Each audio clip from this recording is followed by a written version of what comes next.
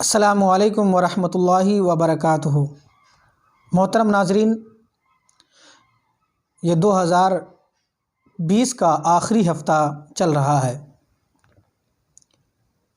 دسمبر کا مہینہ ہے۔ دسمبر کا مہینہ ختم ہوتے ہی 2021 شروع ہو جائے گا۔ اب جب دسمبر کا مہینہ ختم ہوتا ہے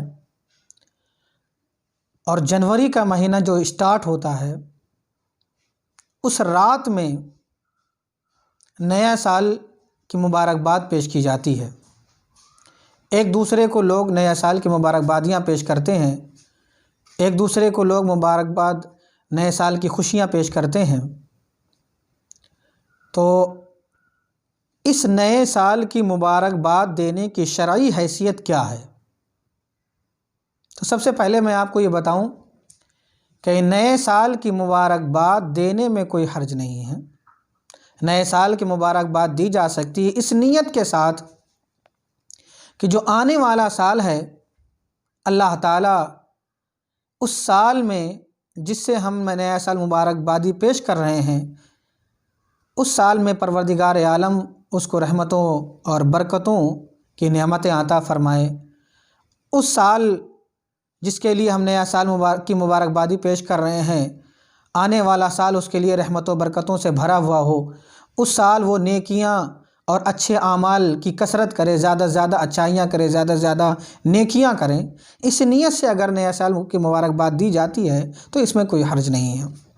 مگر ایک بات ضرور دھیان رکھیں کہ 31 کی رات کو، یعنی 31 دسمبر کی رات کو، جو 2020 کی رات یعنی جو سال چل رہا ہے، اس سال کی آخری رات ہوتی ہے اور آنے والے سال کی سب سے پہلی رات ہوتی ہے۔ اس سال میں اس رات میں دنیا میں بہت ساری برائیاں کی جاتی ہیں۔ عیاشی کے اڈوں کو سجایا جاتا ہے، گانے بجانے کے بازار کو گرم کیا جاتا ہے، شراب نوشی کے اڈوں پر جو لوگ کبھی نہیں جاتے وہ بھی جاتے ہیں، عصمتیں تار تار کی جاتی ہیں، ایک سے ایک برائیاں کی جاتی ہیں، حرام کاریاں اور گناہ کبائر کے بازار گرم کیے جاتے ہیں۔ برادران ملت اسلام ہے، اس رات میں بہت سارے ہمارے اسلامی بھائی راتوں میں ڈی جے بجاتے ہیں، شراب نوشی کرتے ہیں، برائیاں کرتے ہیں، ناچتے ہیں، گاتے ہیں، ڈانس کرتے ہیں۔ تو عزیزان محترم، یہ چیزیں بالکل حرام اور ناجائز ہیں۔ ان چیزوں سے آپ بچیں۔ ان چیزوں کی ہمیں شریعت اسلامیہ کسی بھی طریقے سے اجازت نہیں دیتی ہے کہ آپ اس طریقے سے کسی چیز کی خوشیاں منائیں۔ ہاں، ایک چیز کا میں ضروری طور پر اس موقع پر آپ کے سامنے مشورہ دوں گا کہ اگر ہو سکے تو اس رات میں اپنے گھر پر میلاد شریف کی محفل سجا لیجئے، غوث پاک کی بارگاہ میں خراج عقیدت پیش کرنے کی محفل سجا لیجئے۔